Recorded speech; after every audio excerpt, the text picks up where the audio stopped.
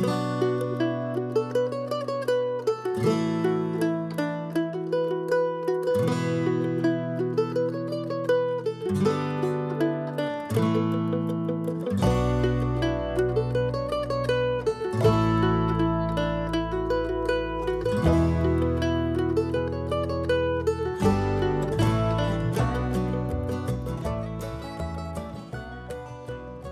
everyone. Welcome to our podcast, Yeti Walks Into Basecamp. I am Talking. Oh, I forgot this time. I remembered. I forgot this time. Talking. Through. Hiking. Yeti Walks Into Basecamp, talking through hiking. I'm Yeti Legs. And I'm Basecamp. We are a married couple that loves to through hike and ultra run and hike, and we have a dog. Her name is Loba. Like to adventure and explore. Our whole family. Mm-hmm. All three of us. Loba the most. Loba the most. She's a Malamuskie. Malamuskie? Malamuskie. She's a husky Malamute mix. She's like 50-50, and it's really funny to watch her personality evolve because you can see there's like this part husky stubbornness in her of like sometimes she just doesn't want to obey or listen. And then there's this other part of her, the Malamute part, that's like, oh, but I love you so much and I want you to love me back. And so, okay. It's so okay. Yeah. I love that. It's funny. It is. Do you, I don't think we have any updates. We just recorded a few days ago, so we don't have any updates. We're trying to catch up. To divulge in this episode. I know we're boring, right? We're boring today. So boring. I mean, we have a few options with life, and we'll, at some point in the next, month or so, we'll probably update you on, May, June, because Wesley will be done with school. And we can't live in this apartment anymore because it's student housing. I'll either have a new nice job or we'll be hiking or something. Who knows? Who knows? Yeah, we still got to finish that darn Arizona trail. Yeah. Dadgummit. I mean, we will this year, one way or another. We will. We'll figure it out. Our drink of the choice is boring today. I mean, we're not really. Yeah, we're really winning. It's almost 4:00. No. It is 4:00. I'm drinking water. I'll get a beer. Are you going to get a beer right now? Yeah. Is it a good beer? Yeah, it's the Max Line Dry Irish Stout. If you open yours, I'll try it, and then I'll see if I want one. Really? I just don't want wine right now. I've had so much wine. That's fair. Well, I'm going to go pour a beer. If you want to serenade and entertain our listeners for 30 seconds. I haven't told them what I'm drinking. Oh, yeah, that's right. You know what I could do? I could put some vodka in this. Make a Bloody Mary. You could. Ooh, you want to do that? Is that what you want? Yeah, just add a little bit more veggie juice. So she was drinking. I'm drinking. It's called a very veggie juice from Whole Foods.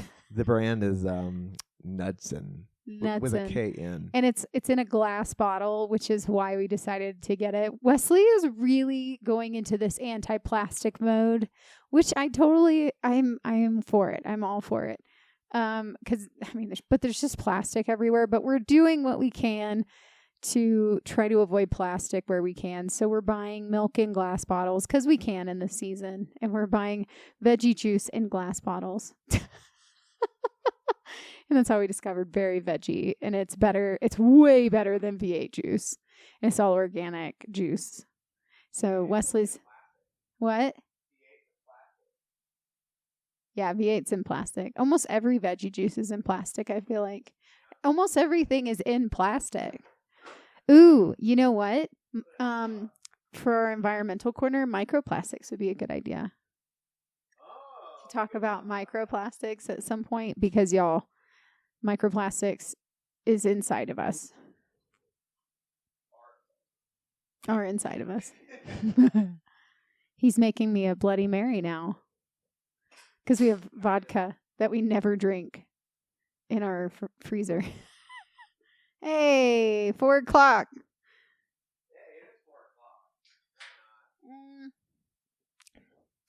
4:00. It tastes just like a Bloody Mary.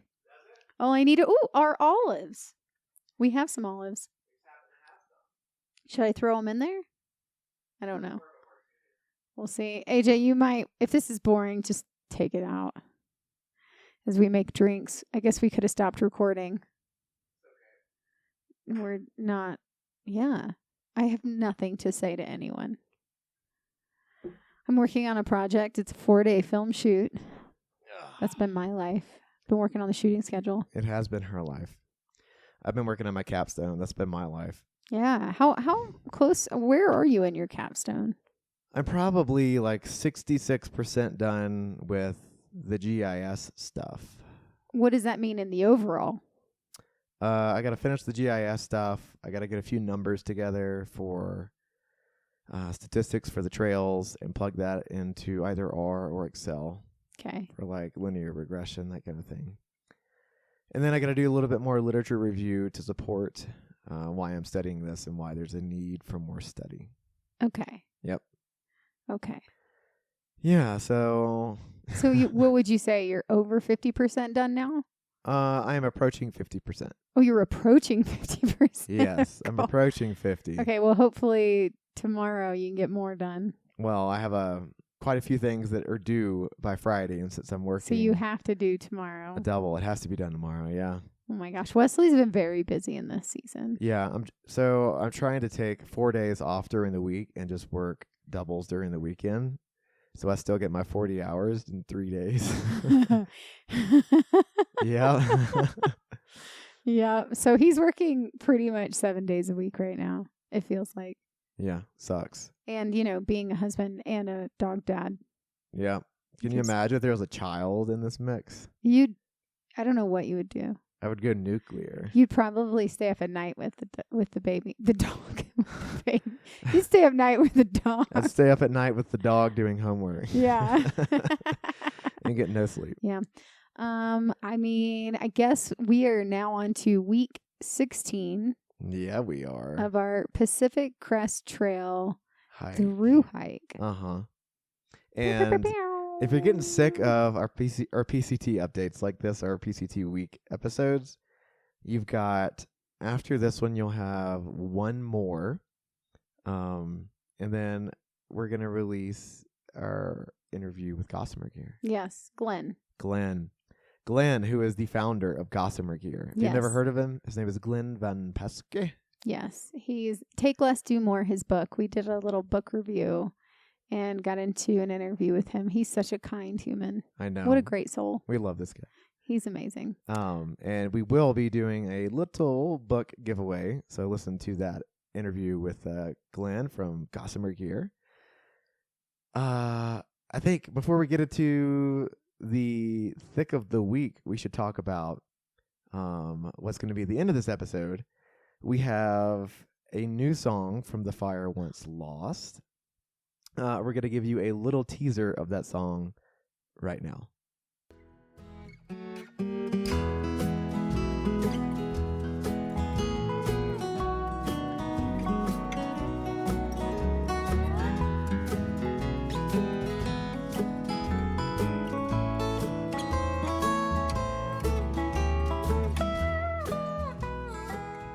Yeah, he's from Denmark. Yeah. Is an American bluegrass from Denmark. Yeah. And lives in the South. And he does it all by himself. Yeah, he's pretty legit. I know, it's pretty awesome. Yeah. Okay, so week 16 on the Pacific Crest Trail. This was a packed week. Yo, we hit a lot. We're hitting a lot of towns and like resort areas this week. And remember, resorts are not resorts. Resorts are like campgrounds on lakes in this area. Pretty much. Not resorts. When I think of resorts, I think of 5-star hotels with spa treatments. Mm-hmm. This is not that. Yeah. But I will say, I think we really started picking up our miles. I was pretty much adding up all our miles in this week, and we were doing a shit ton of miles. How many did we do total? It's like 113 or something. 114? I don't know. I was just counting like very basic.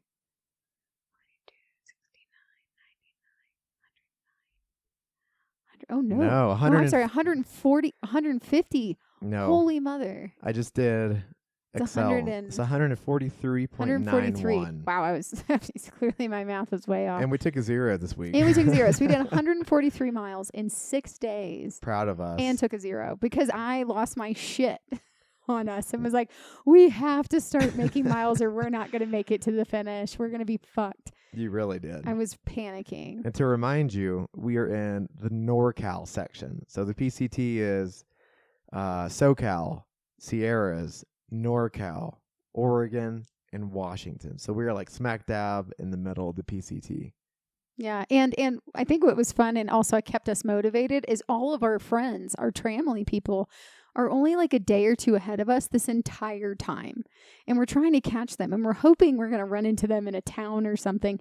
And the reason we know we're only a day or two ahead of them is because the trail logs, we had a lot of trail logs start to pick up in NorCal, and people were signing them, and they always date.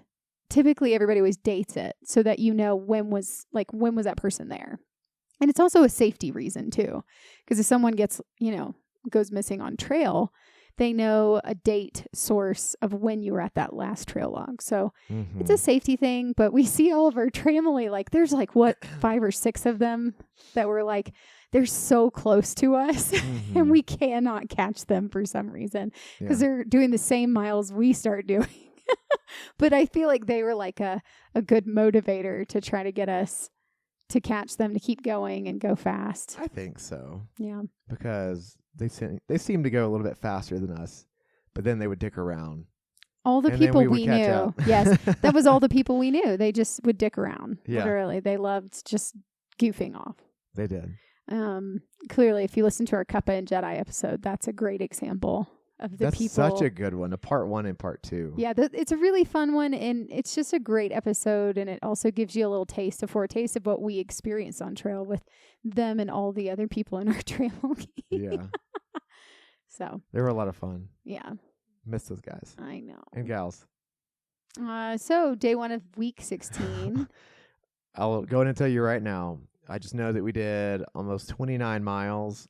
And that we camped at Triangulation Rock or Lookout Rock, which is basically a big rock lookout just before you get to Bucks Lake, which is kind of like a resort/establishment area. I don't remember anything about this day, probably because we did it almost 29 miles. I think it was a big day. On big days, I don't remember much because I feel like we put our head down and just go. Yeah. I do remember we got to this Triangulation Rock. We called it Lookout Rock. I'm really not even sure of the name. One of those two. But I know we got up there and there was a guy and a gal like sitting on the lookout with chairs, and they had a cooler with them. And I was just so hoping they would offer us a beer. But they did not. And that's okay. That's so sad. No one has to.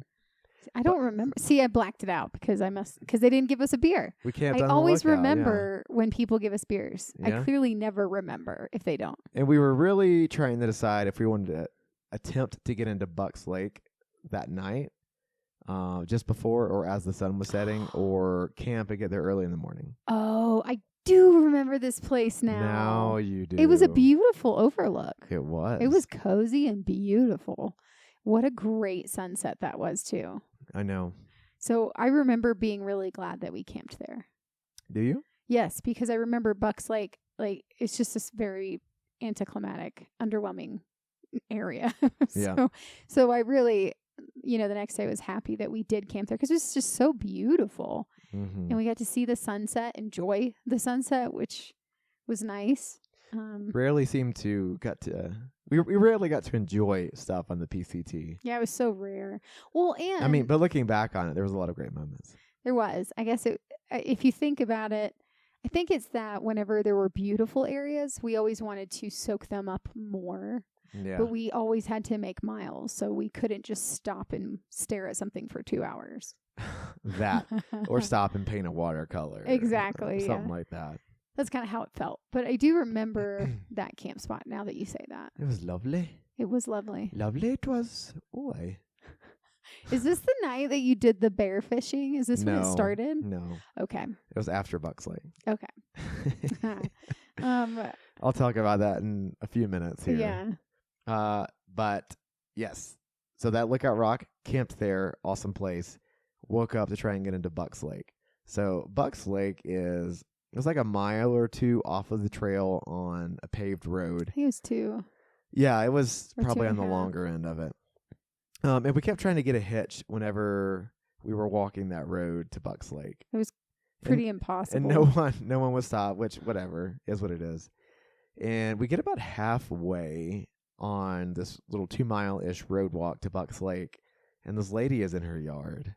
Do you remember her? Yes, of course I remember her. And she starts talking to us. She had blonde hair. They were in their, I'd say, 50s, late 50s maybe. She says they because her husband was there too. Yeah, maybe it was 60s. But she was in the yard, and she was the one who walked over to us and started talking. Sweet woman. And that talking led to her inviting us into their house and like giving us snacks and making us like lunch and beers. And we sat there for about 2 hours with them. Yeah, and just hung out. And they gave us like a ton of beers. I remember that. And they gave us, they made us sandwiches to go. Yes. And it had recently been some special event for them. So they had a bunch of barbecue chicken thighs. Oh, yeah. So we tore those up. It was delicious. Man. They were so sweet. How random was that? It was so random. And you know what I think about is, well, it was only a few miles from our campsite, Bucks Lake, right? So we were just going to go in and out of Bucks Lake to resupply, right? Because we just needed to resupply. And get beer. Yeah, and get beer. We decided we wanted beer and like lunch food or something. Yep. But they gave us food, which was so sweet. And they didn't take us into town because what we had thought to do is we were going to walk the road, and to keep our footpath, we were going to walk the other side of the road, which was like another 2.5 miles, and reconnect with the trail was what we were going to do. But they drove us into town. They did? Yeah. They had a big truck. They drove us back into town, and they gave us a couple of beers from Farmer's Brewing. Oh, okay. Okay. So that wouldn't have worked out anyway. Okay. Forgot that they gave us a ride into town, like the last half mile or mile. Yeah, but we did get a hitch out of Bucks Lake back to the trail where we left off. We did, yes. And we almost didn't. Yes, and I'm so glad we didn't do that. Well, we didn't realize. I subconsciously said, take us to this mile marker. And I think I had forgot that we didn't finish walking it. So I thought we were going to go ahead. Yeah. But my instinct was instantly to go back to where the trail was before we hit the road. If you can imagine a horseshoe shape, and at the top of the bend in the horseshoe is Bucks Lake, and the PCT stretches across the bottom of the two prongs. Yep. Well, we got dropped off back at the first prong so that we could cross to the other prong of the horseshoe. And it was like 6 or 7 miles, I think. It wasn't short, whatever it was. No. So I figured we'd cut a couple miles out if we did the horseshoe. Yeah. But it wouldn't have worked out anyway. No. I forgot that. How was Bucks Lake in your opinion? It was lame. It was underwhelming. I thought it was going to be so cool. I don't know why. I think we did go there and we got the lady to make us sandwiches or something, or they had pre-made sandwiches too.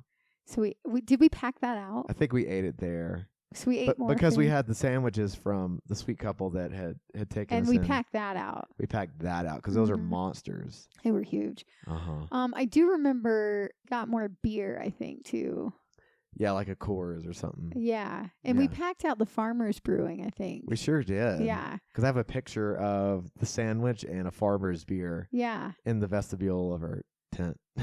Yes, and we resupplied there, and the resupply was shite. Expensive too. It was expensive and shitty. And expired. And expired goods and food.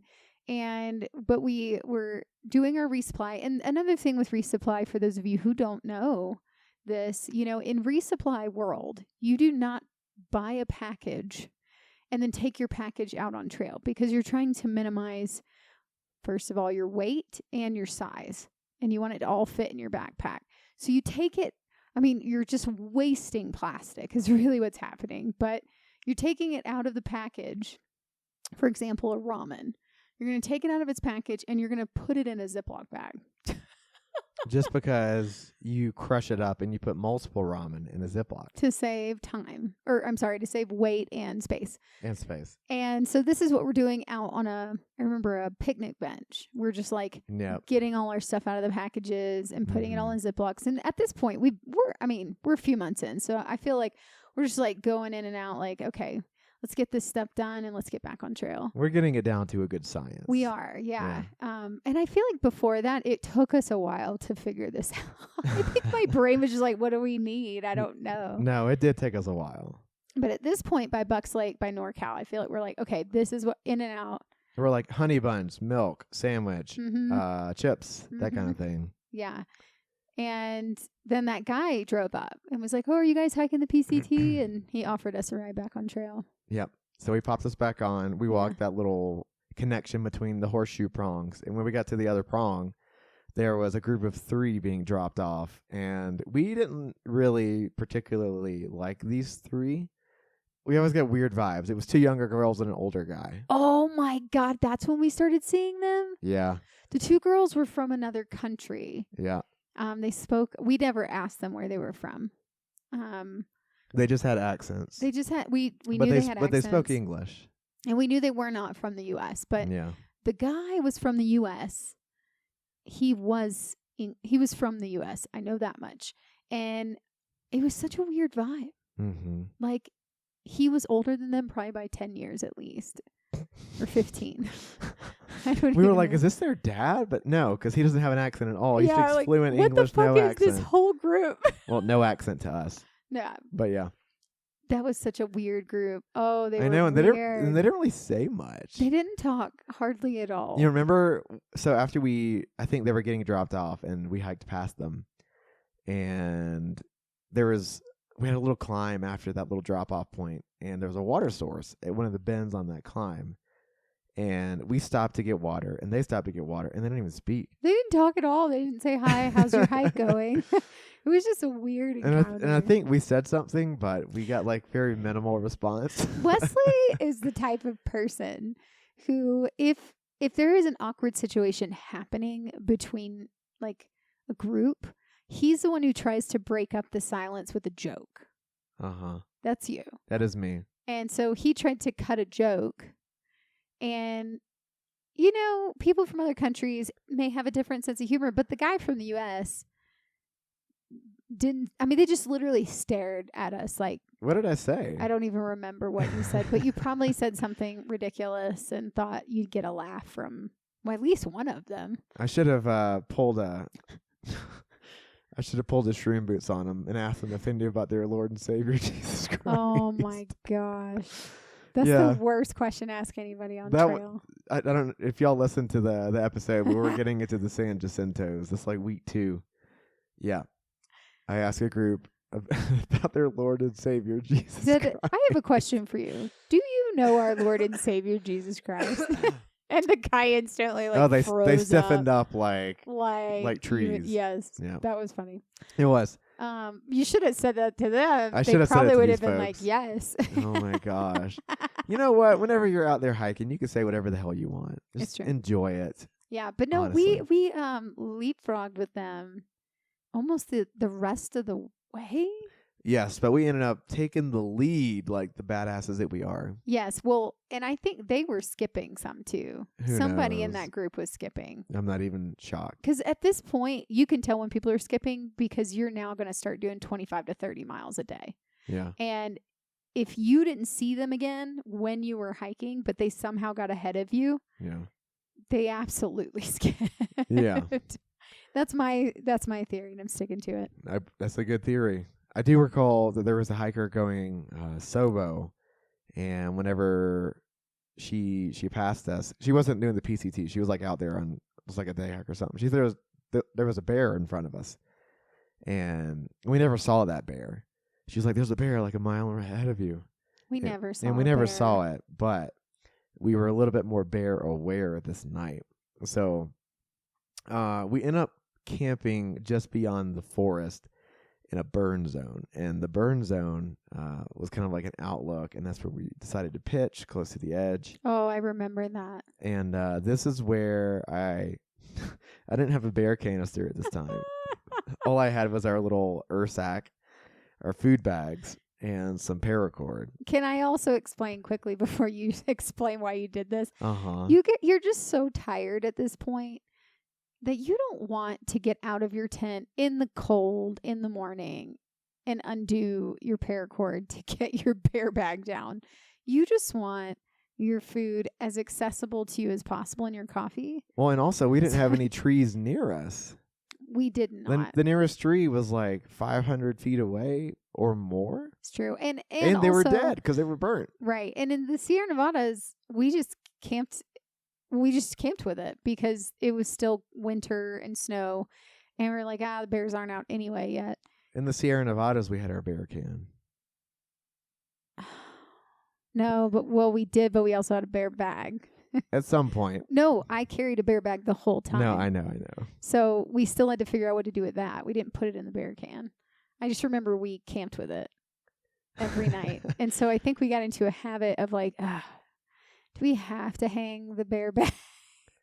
So it was such a pain. Then continue now the story. So we'd set up camp on this ridge in this little burn zone. Trees are 500 plus feet away from us and they're all dead. No good spot to really hang the bear bag. So I positioned the bear bag with all of our food after we had a lovely dinner of pre-made sandwiches and farmer's beer. And a sunset. That was also really nice. Yeah. So I put the bag probably 200 feet away from us, maybe 150. And yes, this is how long my paracord is. So I put it against a rock and I put a bunch of other smaller rocks on it to obstruct it, make it kind of difficult to access. And then I tied the paracord to it. And then I basically brought the paracord back to our tent and I tied it around my arm then. I can't remember who it was joking. Maybe it was Deuces who's like, "Are you fishing for bears?" like at one night. Well, I'm like, if there's a bear messing with our food, I have nowhere really good to put it. But I'll be gosh freaking darned if the bear's gonna steal our food. Well, because at that point we're hungry. We're hungry and all the time, and we just had a report of a bear sighting in the area. Yes. So of course we're gonna be cautious. Yeah, but we're just gonna, if a bear tries to grab it, we'll just bring the bear to us. Yeah, I hope I hook it on one of its teeth. Let's bring it into the tent bay. Fishing for bears, baby. Yeah, that's where that got coined. This is the only time I ever did this, anyways. No, I feel like you did it again, and that's why they were joking about fishing for bears. No. Yeah, in NorCal, I did not. Yeah, I'm pretty sure. But yeah. Don't lie to me. I'm not. Okay. I'm not. So yeah, fishing for bears. That was our what is this? Day 2 in week 16. Fishing for bears. The next day was a Belden town day. Next day was a huge day. And I will say before that, we'd done 14 miles because it was just a day where like we hung out with that couple. Yeah. We went into Bucks Lake. We had to resupply and get back out, and then we hiked out. So and I do want to point out, so starting this day, this is the third day in week 16, I did purchase a bottle of teriyaki sauce from Bucks Lake. It's because it was really hot at this point. The sun is scorching every day at this point. We are hot. We are sweating. Need salt so bad. And we're now starting to hit some pretty bad burn zones. Yeah. This is when burn zone city just continues on forever. And so day 3 is probably one of the most visual days I think I remember. Really? Yeah. So much happened. So much happened today. We hike into we're hiking down into a town called Belden. And it's a burn zone that we're hiking through. Yes, and quote unquote town. It's not a town. It's like this cute little campground looking area. Like they used to have raves here, apparently. This is where Party Town was. But it was no longer a party town feeling because it was blocked off by a rock slide. No one could get in and out. Everybody was stuck. So it was isolated except for PCT hikers. Yes, and so that some guy was still there helping keep it running for food for the hikers, and if you wanted to stay there. Sure. But we didn't stay there because this kind of day it was like we just need to get in and out of Belden. Well, we got there early, anyways. We got there literally as they were opening in the morning. Yeah. And as we're coming down, this is like the most tragic thing. As we're coming down the little hill mountain into Belden. And we are in a burn zone. We're in a burn zone. We stumble on the trail upon a baby squirrel. A little baby gray squirrel. His eyes weren't even open yet. No.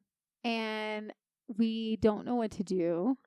All the trees around us are completely charred. We don't see any other wildlife. No other squirrels in the area. Nothing. So Wesley picks it up with his shirt and holds it in his shirt. In my fanny pack. Oh, in his fanny pack, sorry. Yeah. He holds it in his fanny pack. It's still alive. It was moving. We thought it was dead, but it was moving Yeah. when we touched it. Yeah. Poor thing. I know. And I know better now. I do. What would you do in that situation now, knowing what you know? I mean, the obvious choice is to leave it where it is. But I guess having a heart and not being soulless, I would have at least carried it down until we reached tree line that wasn't burnt and charred. Because this area was freshly burnt. What do you think happened, though? Do you think the mama squirrel accidentally dropped the baby, or? I really don't know. Yeah. Because it was in the middle of nowhere and there was no other It was so weird. sign of squirrels around us. Right. There were not even chattering at us. No, nothing. Nothing. Yeah. It makes me wonder if it was migrating the squirrel. I don't know. But yeah. And boy, this put me in a mood. It really did. Yes. So we get to the town of Belden and we're so devastated about the squirrel. And I try and call we called local shelters. I try and call the local wildlife authority. No one will pick it up. No well, one because they even can't get cares. in. They can't get in, or they were asking if maybe I was like, well, can you just meet us where the mudslide thing is, and maybe we can get someone to give us a ride here that could take us to where the other spot. No one cared. Yeah. These animal shelters did not care about a gray squirrel. For sure. And let's be honest, squirrels, especially gray squirrels, are assholes. They're even invasive species in some places. Mm-hmm. But when you walk up on a teeny tiny little helpless baby squirrel, you feel compelled to do something. It's still wildlife. And I did not do the correct thing. I know that. But at least my heart was in the right place and I was trying. Oh, man. There's so much controversy around it, too. Yeah. Because then this girl, so everybody that's at this Belden town spot at this point, and that 3 couple, whatever they were, the 2 girls and guy, were also there. And no one cared. No one cared. No one wanted to help at all with this innocent squirrel. And then this girl comes up to us, she's do you know there could be so many diseases in that squirrel? They're I worked with squirrels, or I worked with some biology office, and that's how you get bubonic plague. And I'm like, girl, just stop talking, please. Yes, I realize squirrels have fleas. Fleas are a problem. But can we just not talk about the fact that you seem to not care? She didn't care at all. She was you just need to abandon the squirrel. Yeah. Well, then we finally get to a point where even the animal shelters were guiding and advising us and saying, maybe you just leave it out and hope that the mother comes and gets it. Well, not even the mother, just that it's adopted by some other squirrels. Yeah. And so that's what we had, a box. And so that's what we did. We put it where Wesley, I couldn't do it. My heart was so broken.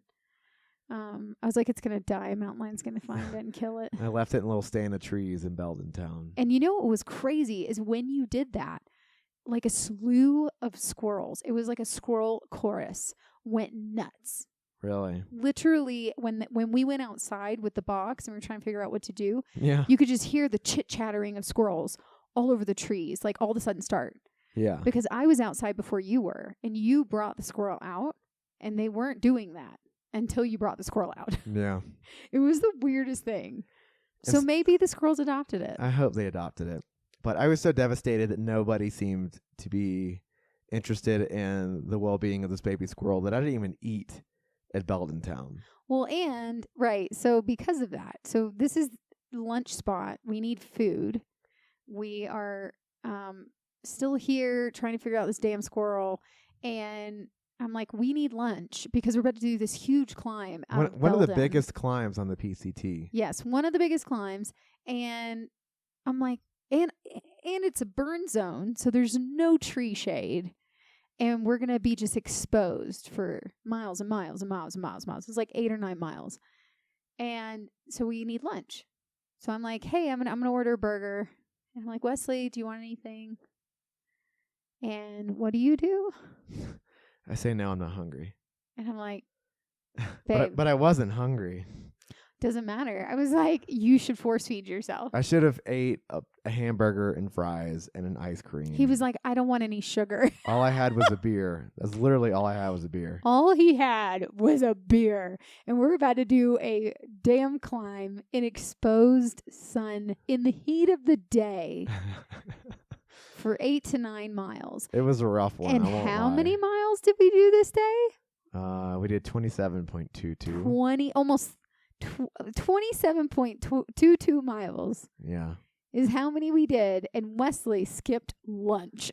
I skipped lunch, and you know what I ate during this 6 to 7 mile, or I think it was more. 8. It was more like a 10-mile climb. To be honest, Could have been 10, but it was a long exposed ass climb. That's all I remember. I consumed the entire climb was water, a few of the gummies that Basecamp carried because I never carried gummies. He never carries sugar like that. And now I take shots of teriyaki sauce. That's all he did, and I was like, I'm so mad at him. Because if I could just force feed him right now, then he'll get up this climb just fine. But he is going to struggle up this climb because he won't eat. And I keep saying it to him. I wasn't like, in babe, like, babe, you're going to struggle. And he's like, no, I'm not. I'm going to be just fine. And you guys think about it. 3.5 months into a trail, he's burning at least 7,000 to 8,000 calories a day at this point. I know. And all he has had is breakfast. I know y'all are going to judge me for being so upset about this little squirrel. No, I don't judge you for being upset about the squirrel. I judge the fact that you didn't force feed yourself. I know. Or at least pack a hamburger out. I should have. Yeah. And I said all these things to him. I was like, I'll order it for you. We can just pack it out. And he's like, I don't want anything here. And I was like, why don't you just get a milkshake? Then he's like, I don't want any sugar. Sugar's so bad for you. I was like, we are 3.5 months into a trail. You can have sugar. Look, I was in my feelings, okay? I know. So, reluctantly, we leave Belden Town. And start the climb. I deposit the squirrel. We start the climb. And Exposed it is as hot shit. As day. Hot as hell outside. God. It was like probably 100 and something degrees out. Yeah. And it was like, was that a newer burn too? It was within the year, I think, that burn had happened. I don't know if it was within the year, but it was a recent burn. It was a recent burn. Because you could tell recent burns because you could walk through it, first of all, and everything is black. It still smells like char, and there's no regrowth. And there was no regrowth in this area. Yeah. Yeah. It was sad. But I remember this climb. The climb from hell. Climb from hell. This was one of those like boss monster levels that we needed to conquer. Yeah. At this point in the trail, we started calling different areas like levels of a video game, and each level had a like a mini boss and then a boss monster. Yeah, and this was like a boss monster. What was the boss monster? It was the heat, the sun exposure, the burn, and then the grasshawk. So we'll say the climb or the grasshawk was the boss. And there were like little mini bosses. And the goshawk was the mini boss. Sorry, goshawk. What did I say? Grousehawk? Yes, you did. Whoopsie. That's two different species of fowl. It is. So we knew that there was this mama goshawk on the trail. Because we saw comments and far out. Well, and Mama Troll. Yeah. Mama Troll had posted on Facebook and had a huge blood gash going down his forehead. And was like, hey, everyone, just a warning. There is a goshawk attacking people on the trail. Uh-huh. Here's the mile marker. Yes, he was.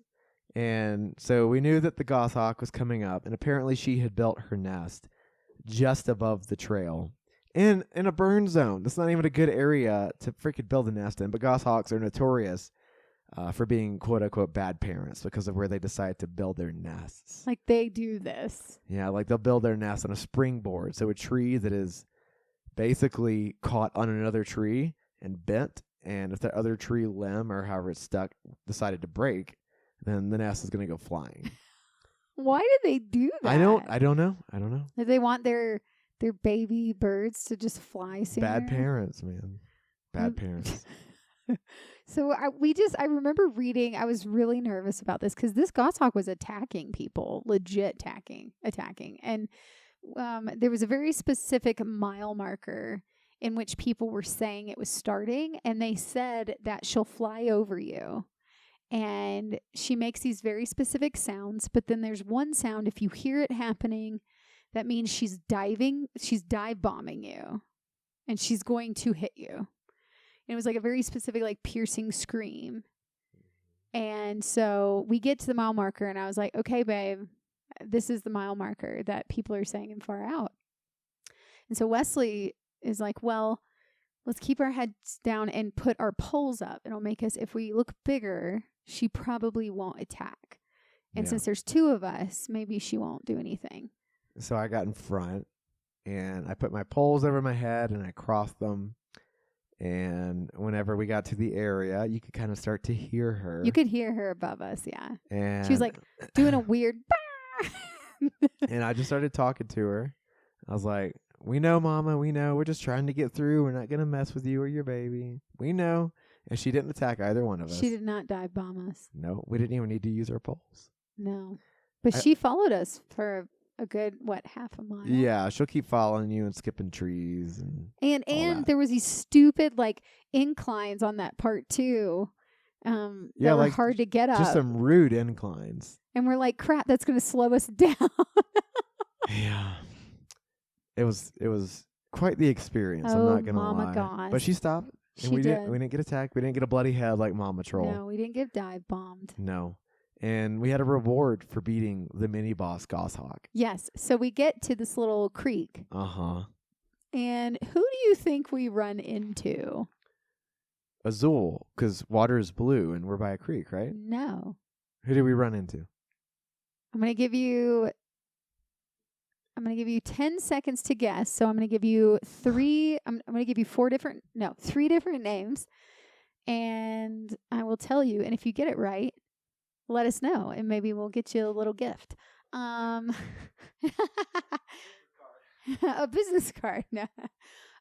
So here's our 3 people we may have ran into at the water source. Cuppa, Deuces, Decades. I'm giving you a few seconds to think about it. And the answer is Deuces. We ran into Deuces. It was so exciting. We haven't seen Deuces since the Sierra Nevadas. Yeah, when he got sick. And we were like, what the hell, Deuces? Where have you been? He was like, oh, hi. He was literally floating in the water. Yeah. Wasn't he was cooling off because it was so freaking hot out there. He was. And he was, sorry, I have a mouthful of almonds. He was hiking with 2 other people, but they were ahead of him. Yes. Tohi and Conductor. And this is when Tohi comes into our story. And we leapfrog with Tohi the rest of the way on the trail. But Conductor... You want to describe Tohi? Yes. Conductor, we only met that week, I think, or 2. This day. Yeah, just that day. But yeah. But so Tohi is a transgender. He specifically... he'd done the AT. Yes. And done the PCT. Mm-hmm. And he was doing the PCT with us. He was doing the PCT with us. And he was just super chill, cool person that genuinely, is one of those people that has this very chill vibe about them. Mm-hmm. Like, whenever you meet them, they're just kind of just chilling. Yeah. But he's also a bat biologist and now a bird biologist. And that's how we got the name Tohi. Yes. And so very passionate about wildlife, animals, birds especially. And Tohi had a hammock. I think that was the first hammock I'd seen on the trail. That was the first hammock camper we'd met. Yeah. Uh-huh. Which was really cool. Way to be different, Tohi. I know. Well done. But I always feel like hammocks are heavy, right? I thought that too. I think Tohi told me that his was less than 2 pounds. The only issue with the hammock is you have to have trees.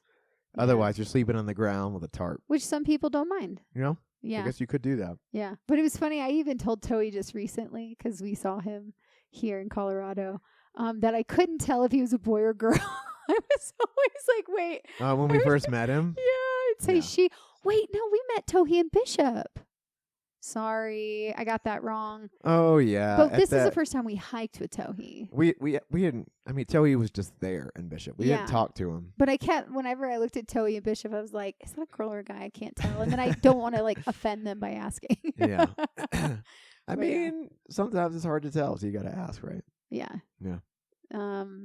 But we love all races, genders, People. gender We just choices, love all people. people. And if you're a bigot, then Maybe you should go out into the woods and question your choices. because don't be a bigot. Just love all people. Seriously, and Don't wash tell your anyone. hands. Just don't tell anyone how to live their life. Exactly. Yeah, so Deuces, he like puts all of his junk back on and hops out of the stream, and we end up hiking with him until we catch Toey and Conductor. And they were all going pretty slow. I know. I was surprised. We were like, well, I'm going slower than all y'all. You're going though. slower. You were going so slow. That was the other thing is Wesley was struggling by this point. Like Deuces and I were laughing at him at this point because he's just like, man, sucking the hind tit so bad. I know. I should have eaten. Should have eaten. Should have.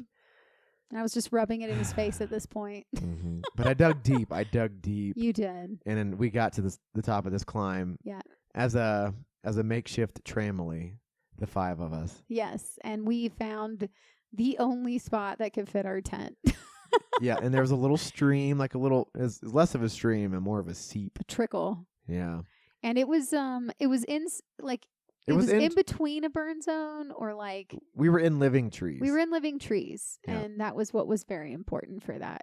Because if you don't know, dead trees when you're hiking is really unsafe. Yeah, they're called widowmakers or standing dead, and if the root base holding them in is already deteriorated enough, then they could fall over with a good gust of wind. Yeah, you don't want to be camping beside or under. But also, Toey needed like 2 living trees to get his hammock going. So. Yeah, so we kept hiking until we found living trees. Did. Yeah. We all ended up pitching there. The mosquitoes were vile, horrid. Oh, mosquito hell. Well, not yet, just started. So we just sat in our tent, basically. And we were like, sorry, guys, we're going to eat in our tent. And everybody was like, that's fine. We all just yelled at each other through our Good tents. night. Yeah. And I do remember chugging over half that bottle of teriyaki sauce when we got to camp. Yes, because you needed it. Yeah, all my stuff is like stiff with salt. Yes. It was bad. That was a fun old, not really. It was a memorable day. Long day. For a 27-miler, it was a memorable day. Yeah. Next day was even bigger, though. This is the 4th day into week 16. Overall, this is day 110. And which is crazy. We did almost 30 and a half miles that day. We did 30.48 miles, and we were hiking almost the whole time through Burn. Yeah, it sucked. Yeah, so from our campsite, we had a few miles to the Midpoint monument. And basically everything past the Midpoint was burnt. Yeah, it just was a burn zone. And if you've never hiked through a burn zone, the best way to describe this is just you get soot all over your legs because there's your face and your lungs. Yeah, it goes in your lungs.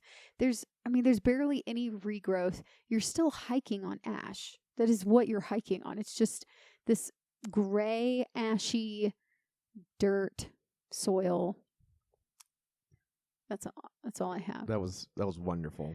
I don't know how to. I want to paint the picture so people can see it. So it's black char, white to gray ash, and soil that's completely dehydrated and just fluffs up in the air when you step on it. See, you just said that so much better than I did. Thank you. Thank you. Yeah, and then the other thing about these burn zones, it's dead trees, which that means there's no wildlife. It is just complete eerie silence. Well, there's no wildlife and there's no shade. And these are really difficult, and you don't realize how much you lean on shade and wildlife when you're outside. Like just even listening to the birds. It does something for your soul. It really does soothe something in you.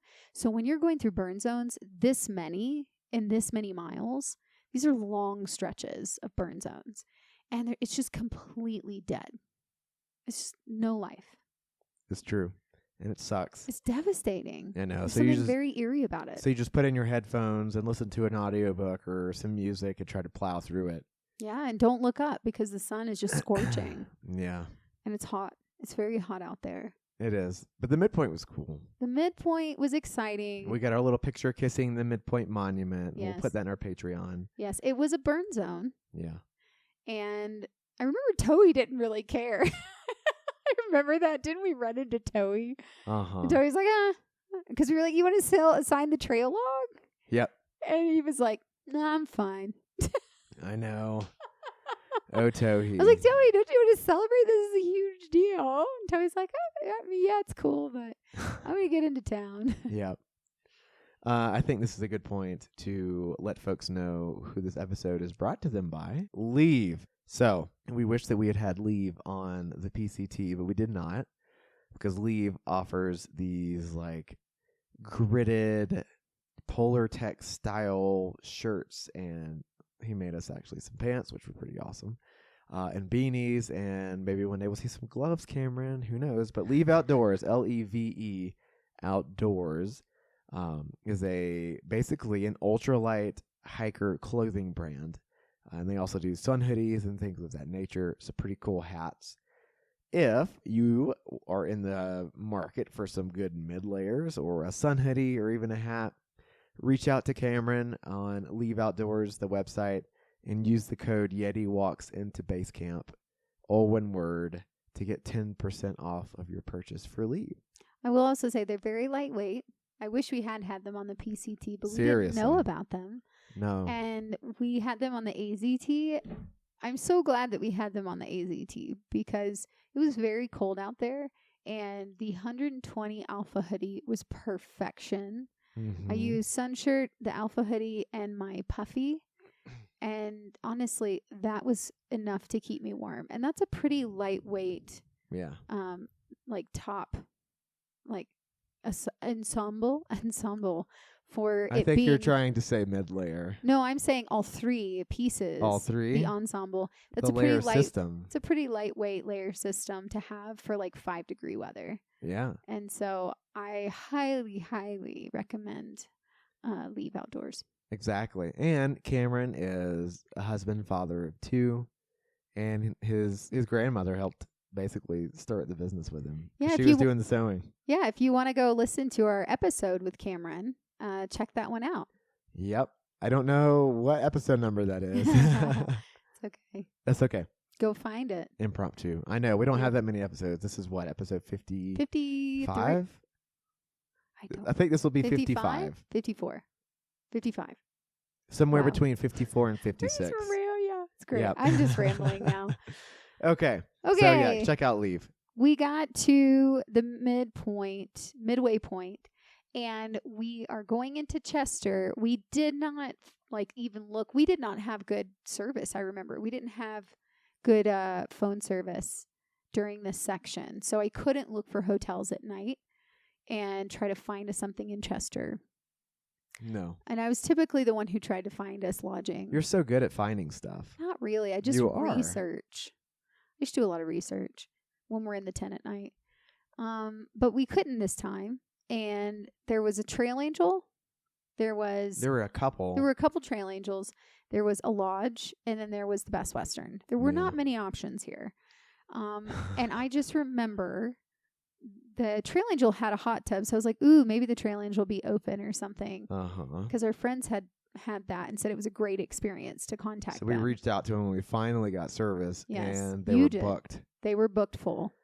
And then we reached out to another one, and they didn't have availability. And then the Best Western did, and it was $300 a night. Oh, my God. So the first trail angel that was booked up, the husband, even though they couldn't accommodate us, he was willing to pick us up from the trail and take us into the town of Chester, which we were super grateful for.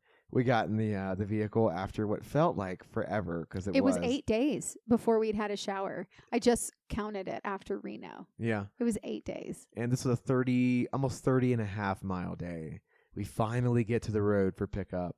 And this sweet man picks us up in his truck, and he's got Gatorades that his wife had stocked at a cooler in there for us. Cold Gatorades, so we chugged them. Oh, my God. But we did decide to get the Best Western for 2 nights. 2 nights at $300 a night. Because we needed a 0, and nothing was available the next night. And we were going to be going back through burn zones. So we just decided, fuck it. We're going to do it. I was like, you know what? Aunt and Uncle gave us our Reno one. So let's just count that in our budget. Yes. What else were we going to do? We should have done 1 night. Not much else. If I could go back, turn back time, I would say 1 night.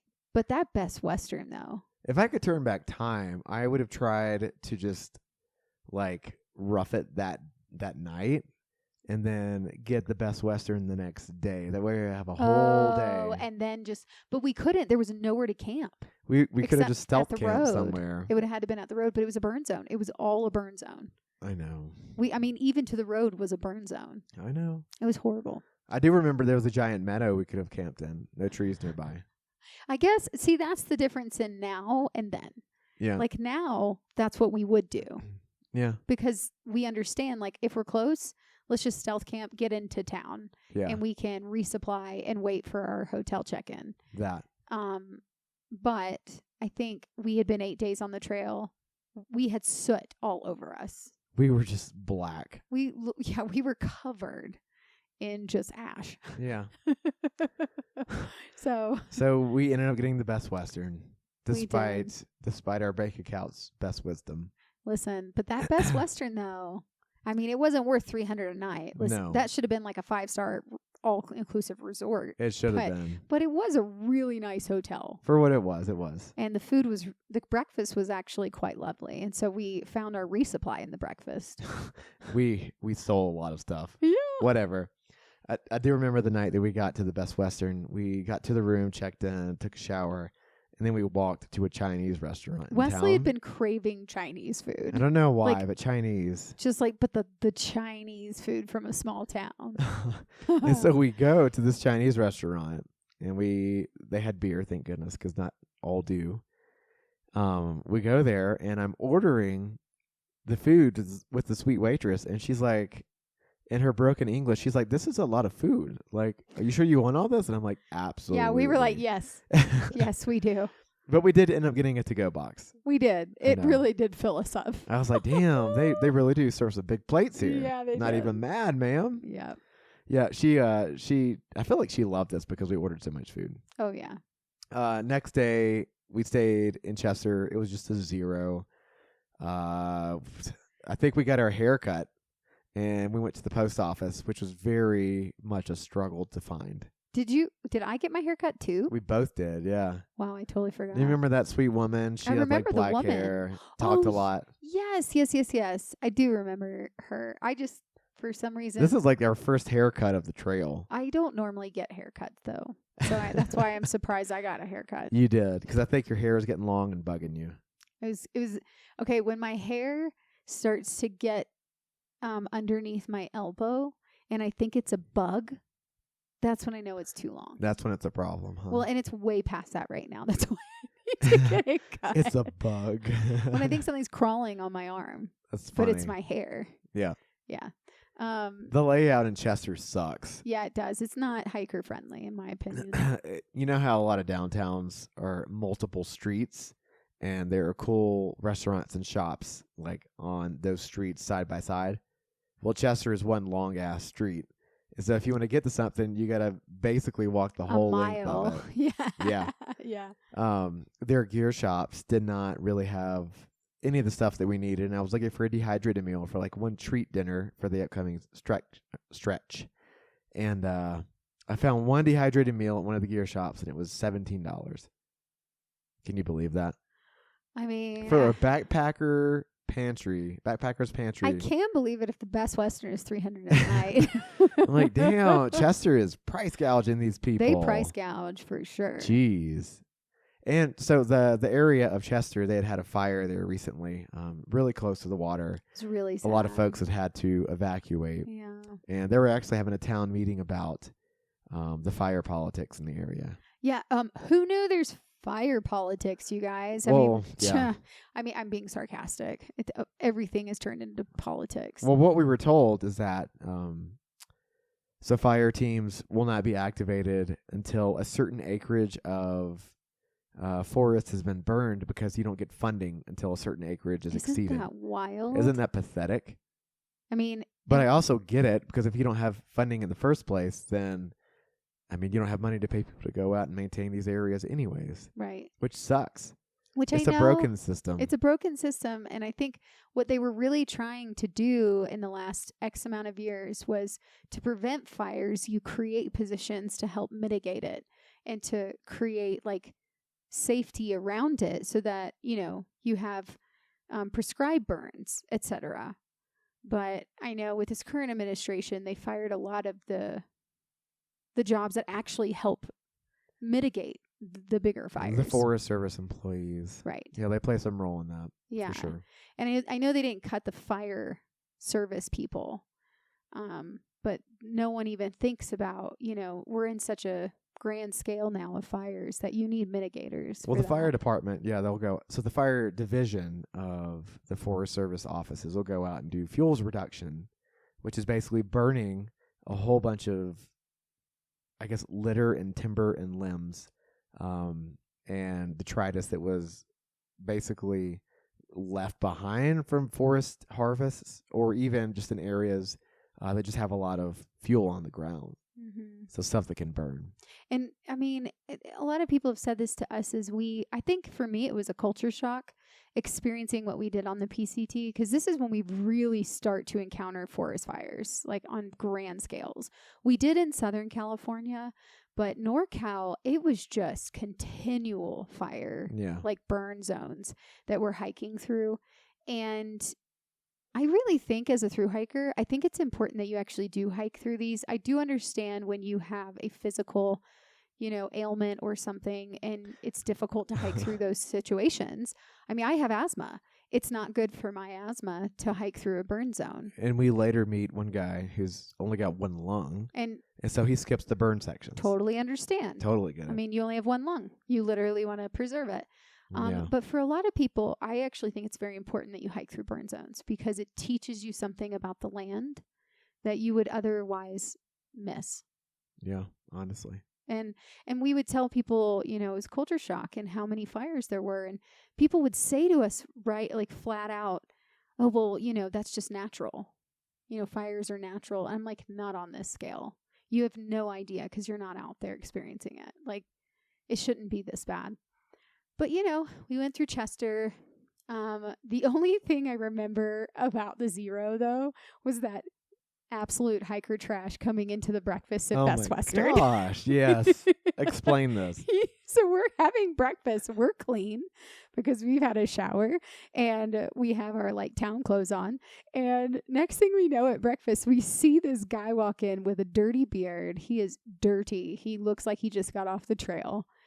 And he's got a cute little backpack. And he's just hanging out, charging his phone. He comes and sits at one of the tables and he's charging his phone. And he starts grabbing food from the breakfast bar. And I'm like, babe, I'm pretty sure that's just a dirty thru hiker bumming off the Wi-Fi and the plugs. And he was eating muffins. And he ate muffins. And I think there was a hot bar too. So he definitely took from the hot bar. And then he left. He left. He went back out the door an hour later. He was cracking me up. I was like, that's true hiker trash right there. He got admired a little bit, right? Oh, yeah, of course. I would probably do that now, but I would ask the front desk first. I would probably be like, can we pay for breakfast and charge our stuff? Please? Yeah. Let's see. What's next? Domingo Springs Campground. Oh, yeah. Can you paint this picture for me? Because I don't remember this place. So this was, I don't know if you recall, but I'll try and help you recall. We only did 10.45 miles this day. Is it because we got out probably in the afternoon? Yeah, just a little bit later. Just over 1,000 feet of gain. And Domingo Springs Campground was a couple X miles away from the actual trail, so probably not everyone did it because they didn't want to do the extra miles, but we did it. The road had a bunch of litter all over it, and it wasn't really well maintained, but when we got there, the campground was occupied by one van and us, and that was it. No, and then we had the whole place by ourselves. That other couple came in. Some other couple that we never met, but they were French. They were French, and we met them later on in the trail. And we later meet them a lot. Yeah, we start leapfrogging with them a lot in Washington. And I don't remember their names to save my life. Shoot. Maybe we'll remember later. Yeah, now I. But it was a French couple. Yeah, we became Facebook friends. But I remember them camping there because I was like, I've never seen this couple before. Mm-hmm. And I was like, they're totally through hikers. You can tell. Yeah. But they came in and there was a bath, a toilet, a pit privy. A pit privy, yeah. Yes, we camped very close to the pit privy. And we had packed out subways. Oh, yes, we did. And we had like our own campsite. We had a fire pit. We had a little picnic table. Oh, I loved this campground. Yeah. It's so worth it, honestly. If you're hiking the PCT, go to that campground. Domingo Springs. Yeah, it's like a half a mile walk from the trail. It was worth it, though. But it was worth it. Yeah. A lot of times, whenever you're doing these trails, even a 0.1 mile spur, unless it's for water and you have no other water sources, it's not worth it. It's not worth it. But this was worth it. It sometimes doesn't feel worth it. You're like, do I really want to go that extra point, whatever, to get there? Unless it's water. That. Correct. Yes. I remember this being semi-close to Lassen, which was another reason why we camped in that area. Yeah. Because Lassen, if you don't have a permit through Lassen Volcanic National Park, you can't camp in it. You cannot camp there. Because national park. And our permit didn't cover it. Our overall PCT permit did not. And Lassen is largely burnt. So... Well, that part of Lassen was. Yeah, you don't want to hike through a burn zone in the middle of the day if you can avoid it. And before it was also burned. And I think that's why we didn't camp close to it, is because it was a burn zone. So we were like, okay, well, let's just camp here where we know. I think there was a creek there too. So it was like, there's water, there's a pit privy. Let's just camp here before the burn zone. Yep. So we woke up butt crack early the next day. Ass crack early. And I remember us hiking through a really quiet forest for hours that morning in the pitch black. And it was a burn zone too, wasn't it? It was like at some point it was. It turned into one, and it was eerily quiet. We saw our first and only scorpion of the whole trail in the woods that morning. You remember? Oh my God, yes. Yes, and with our headlamps. Yeah, we saw it kind of shiny. That's how ass crack early we got up. Yeah. Because we needed our headlamps to hike for like a few hours. Yeah, and we actually stumbled upon, just before the Lassen National Park border, we stumbled upon several Z-packs that were pitched up. There was one little grass patch. Yeah, like right before the border, and they were pitched, and we didn't realize they were there until we were literally right up on them and just talking to our heart's content. Yeah. And I was like, shit, I didn't see them. I'm so sorry. We always would forget, I think, when at night or in the morning. Like, we'd just start talking or carrying on a conversation, and then we'd all of a sudden come across a tent. We're like, oh, shit, sorry. But also, if you're pitching like 3 feet right off the trail, you shouldn't be doing that, one. But two, you should expect that you're going to have hikers if you're like right on trail. Yeah, I guess it's just like at 4 or 5 o'clock in the morning. Look, I'd be like, damn it. Look, we like to seize the day. Carpe that diem. When we're doing big miles, we do seize the day. We do seize the day. Always.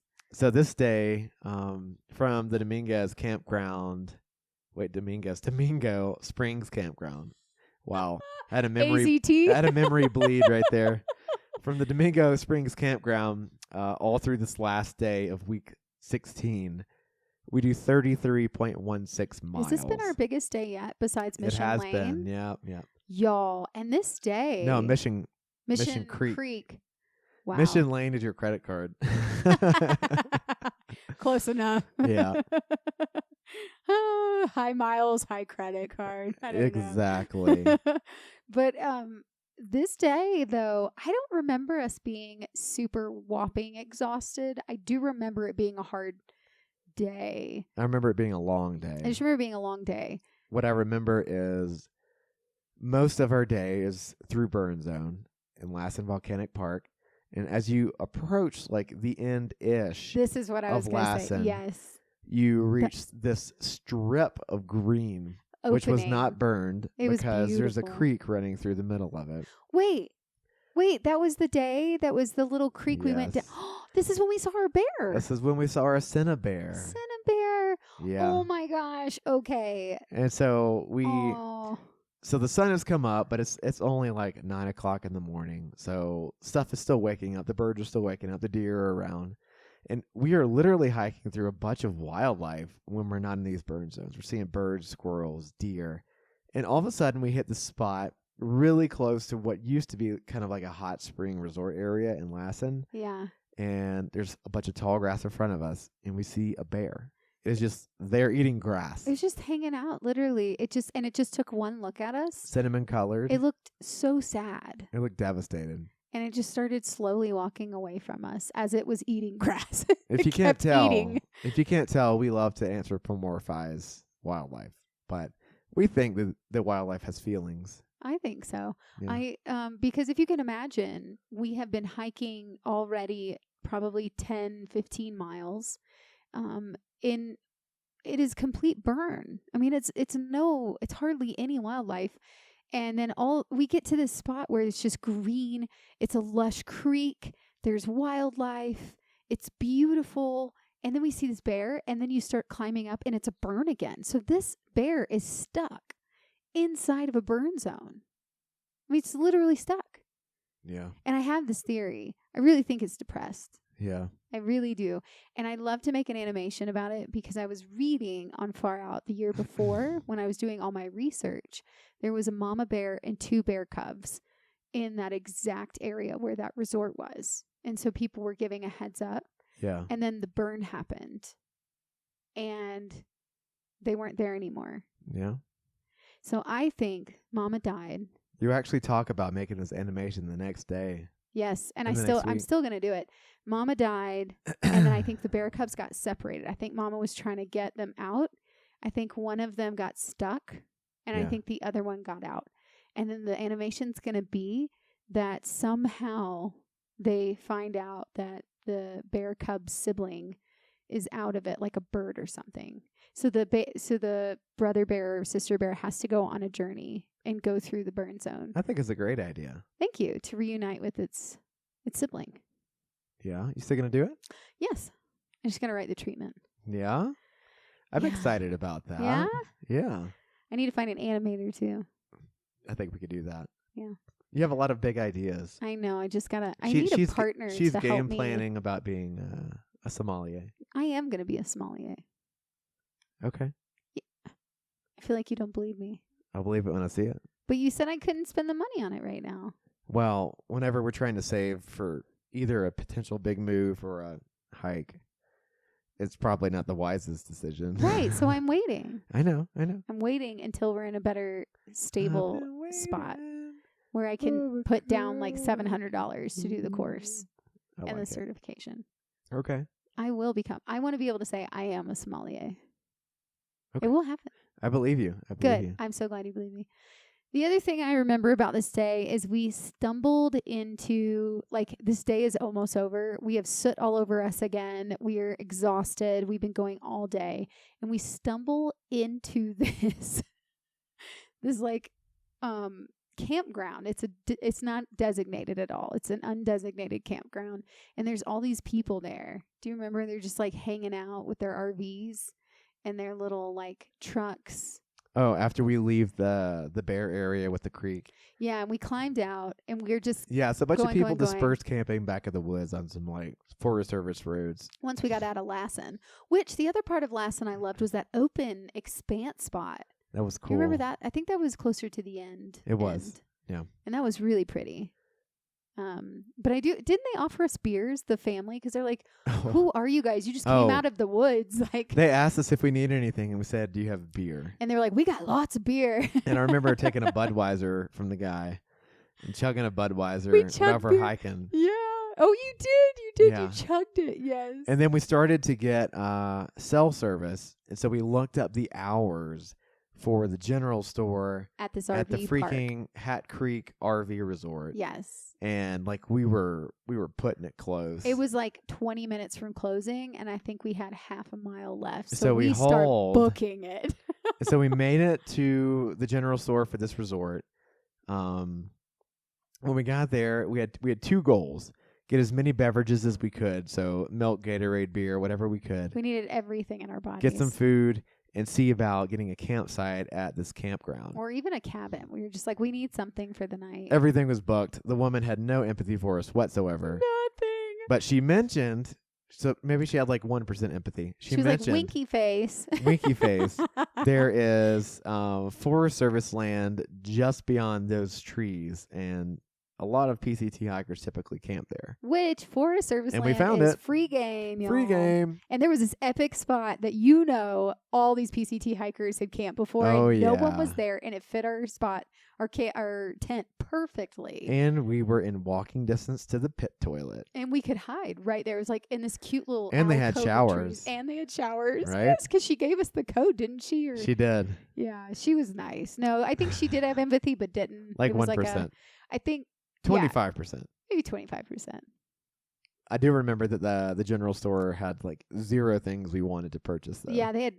Yeah, no, they didn't have anything. We got a 6-pack of beer, and I think you got an ice cream, and that was it. I got an ice cream, and then we camped and we had dinner. Didn't we And run then into it rained. someone? It freaking rained on us. Didn't we run into someone at the picnic tables? No. A hiker, I thought. No one that we knew.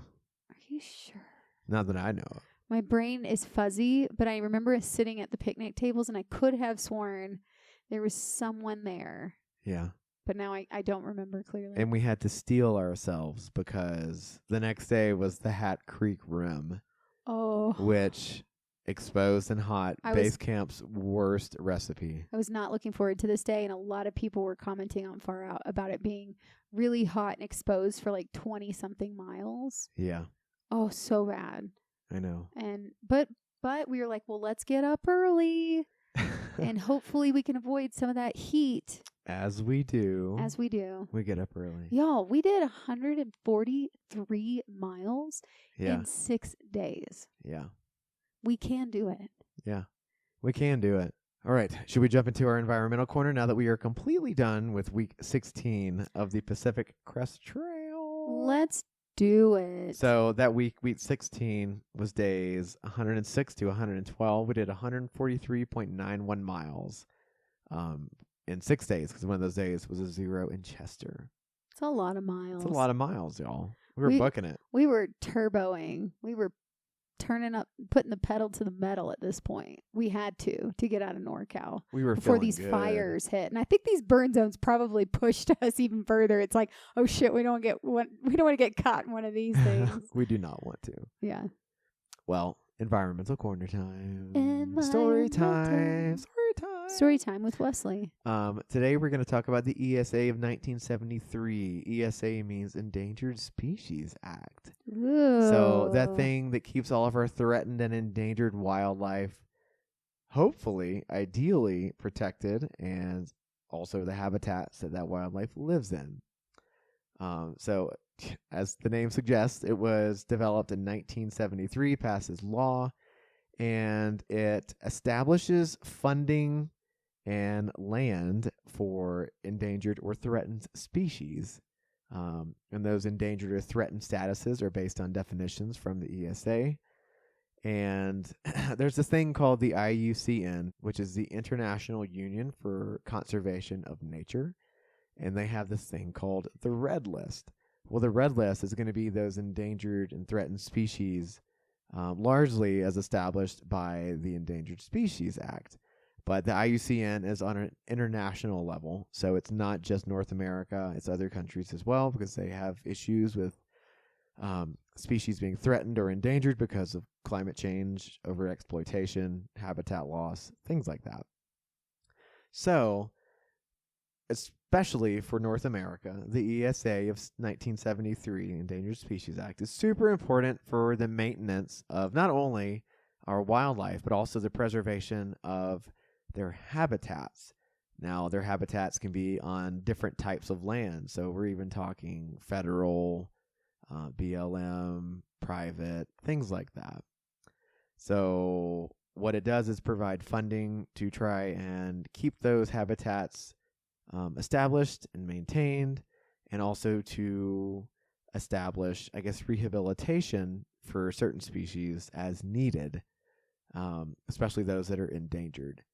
Because, I mean, honestly, some species can get so low in individual counts that they can be quote-unquote extinct in the wild, which means that all surviving members of that species are kept in a lab or in some type of sanctuary or rehabilitation facility trying to rehab those numbers back.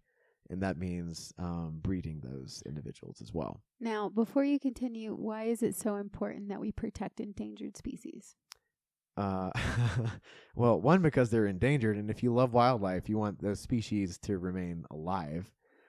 Because once a species is extinct, it is extinct. Yes, there is the whole process of de-extinction where we're trying to bring back things like the woolly mammoth and the Tasmanian tiger, but I guess the reality with bringing back extinct species is that they went extinct for a reason, and if that reason is not basically them being overhunted, then that means they would have a really hard time trying to survive in this current climate that we've created for ourselves. So yeah.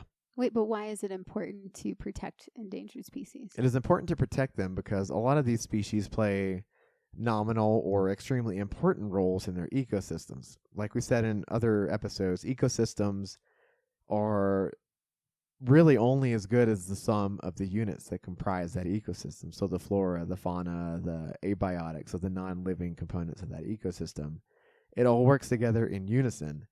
And when parts of that whole system are removed, then other parts need to either compensate or the ecosystem begins to feel that hurt from the removal or loss of that species. And that can impact us as well. That can impact us as well because we get a whole lot of ecosystem services from these ecosystems.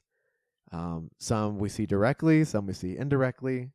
When I say ecosystem services, I mean things like, the trees that take our carbon dioxide and spit out oxygen, and waters which create, water sources for all the vegetation that also does stuff like that, or other animals that provide, even, how do I want to say this? Animals that enrich experiences for us whenever we are out on a hiking trail, or whenever we see a photo that a wildlife photographer has taken. There are other services as well, of course, like you have ungulates, which provide food for hunters. You have trees, which provide services through their timber. And even consider like the maple. We harvest the sap to make maple syrup, things like that. Yeah. So there are a lot of ecosystem services that you may not even know about that our ecosystems are providing. And when those ecosystems are destroyed and the animals living within those systems are destroyed, then we lose a lot of the services. So what is happening right now when it comes to the ESA?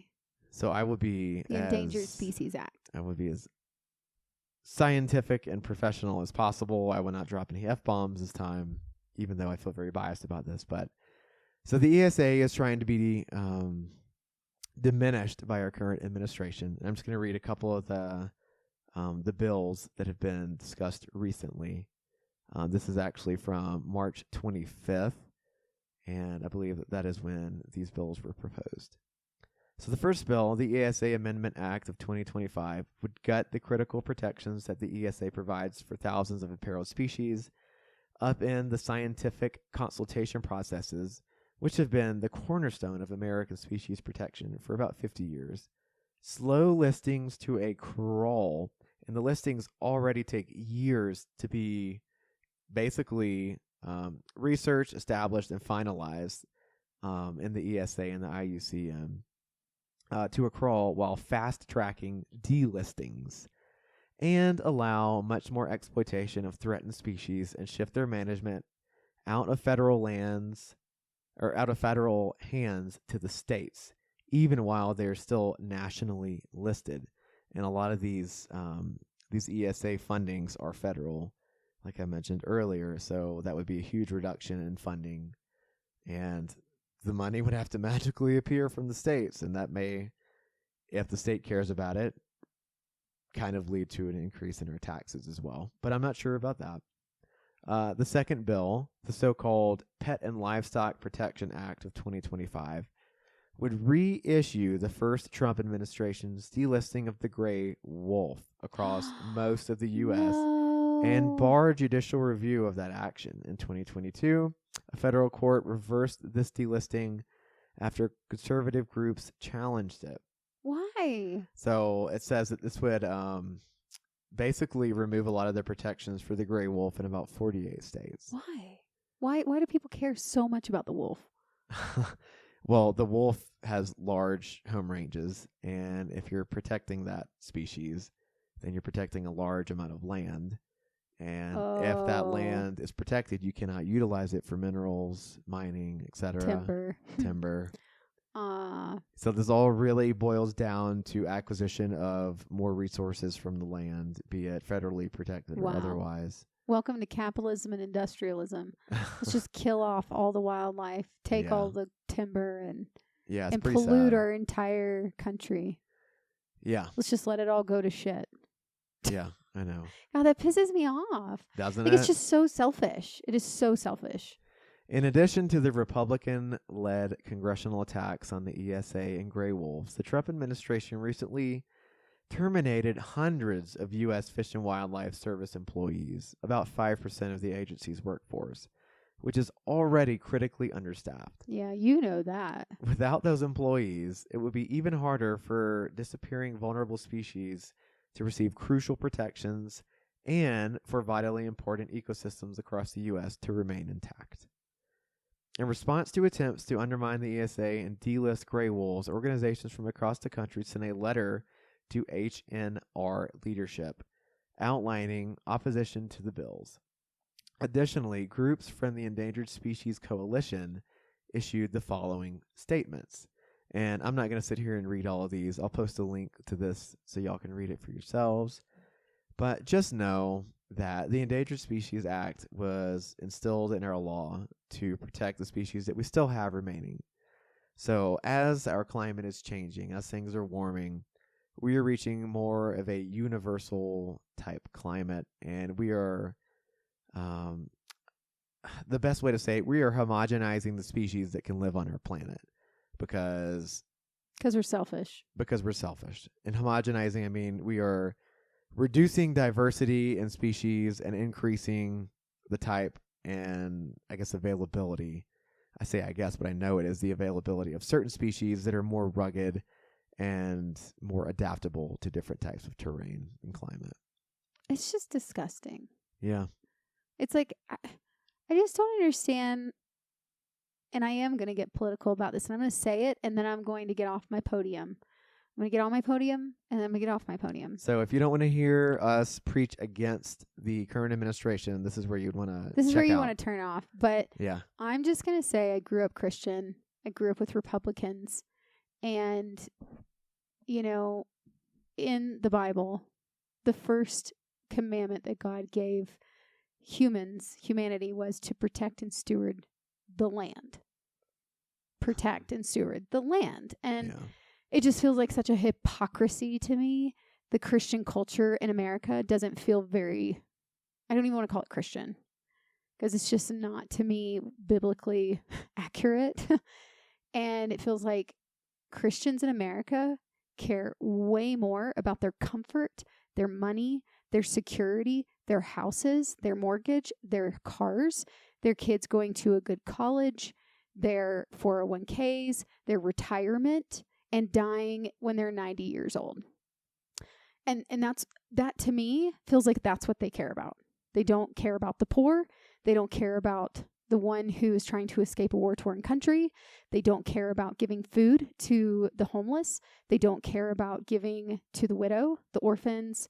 They do not care about protecting the innocent animals and trees and nature and land that they were supposed to steward. If they believe in the Bible, that is what they're supposed to do. And yet they care way too much about their own creature comforts. And it is so messed up to me growing up in it and seeing it and experiencing it. And now having a different perspective, and people would probably call me liberal and not call me a Christian because I don't agree with it. Because you can't be both, right? Right. I can't actually protect the land or the environment. They'll call me a tree hugger. They'll call me a Democrat. They'll call you an environmental activist. Progressive. Yeah. Ooh, scary words. And it just really lights my fire because I have seen that side and I have experienced that side. And to be very honest, the people who are trying to protect the environment, who are trying to help the widows and the orphans, are not the Christians. They're not the people that claim Christianity or go to church. They are the people that are actively trying to care. And unfortunately, as Wesley and I have talked many times, the reason that the federal government gets involved in all these things is because all these selfish Christians actually don't give money to help.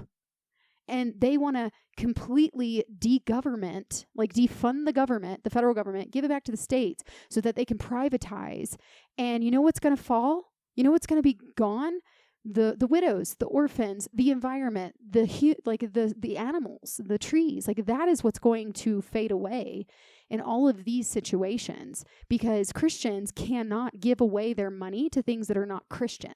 They can't give their money to an environmental fundamental group because that's not God forward.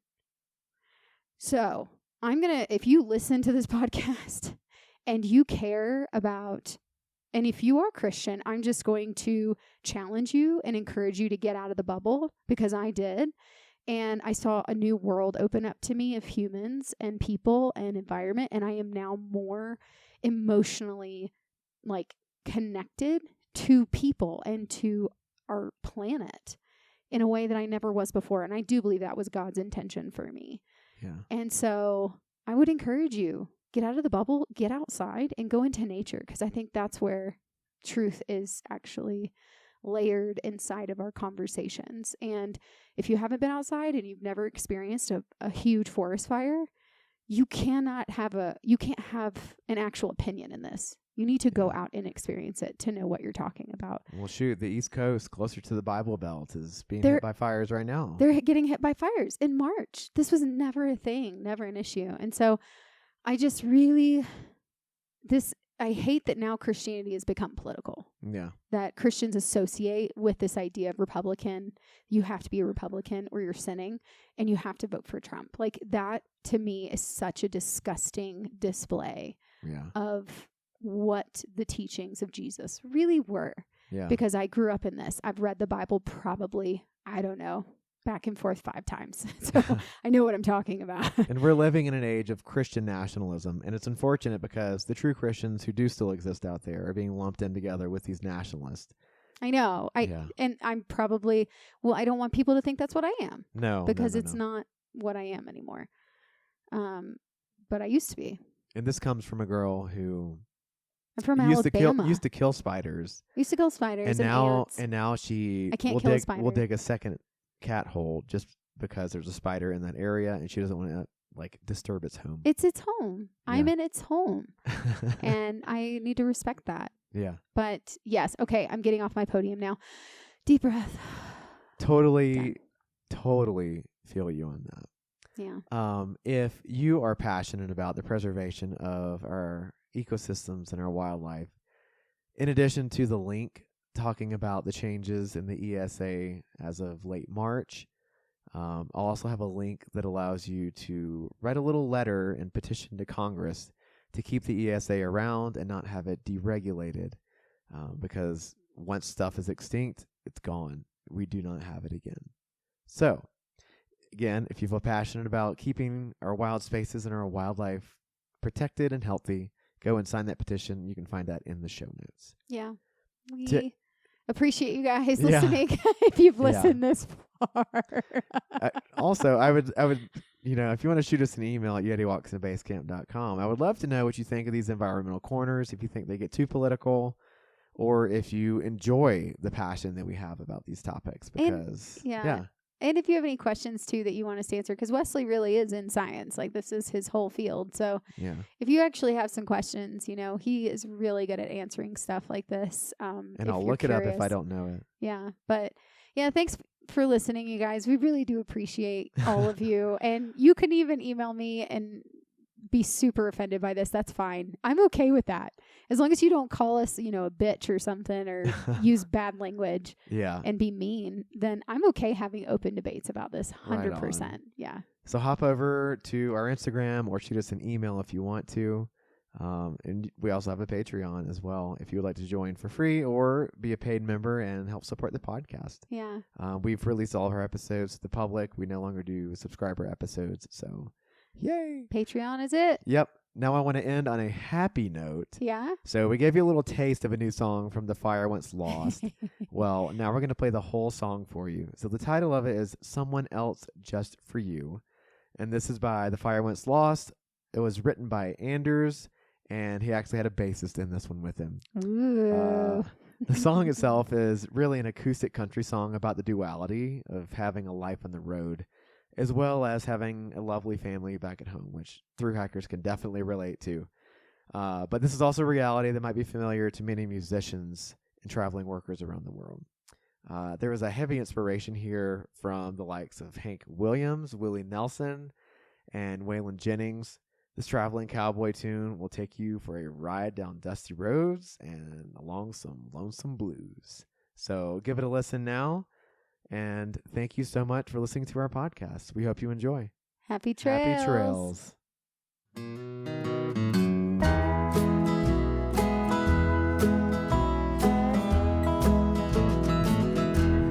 People say, baby, don't get a cowboy. He'll be gone and you'll be waiting all the time. But oh my darling, oh my love, I suppose you will see down the line. Dusty roads make a rider forgetful of the places he had to leave behind. But oh my darling, oh my love,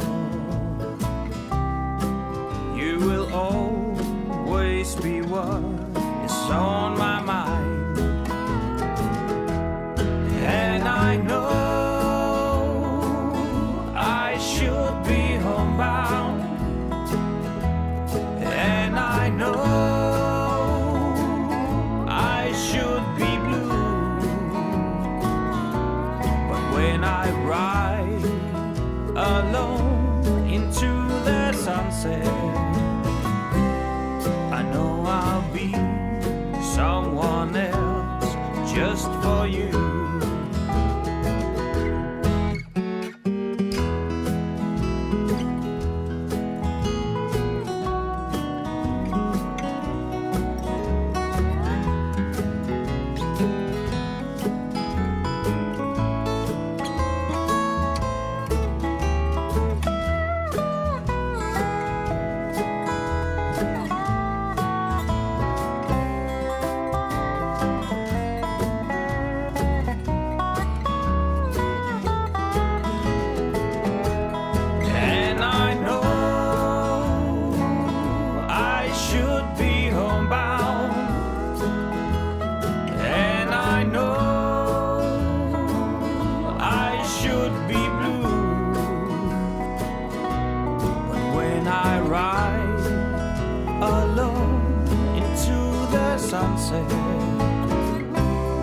I know I'll be someone else just for you. You know I'll be someone else just for you.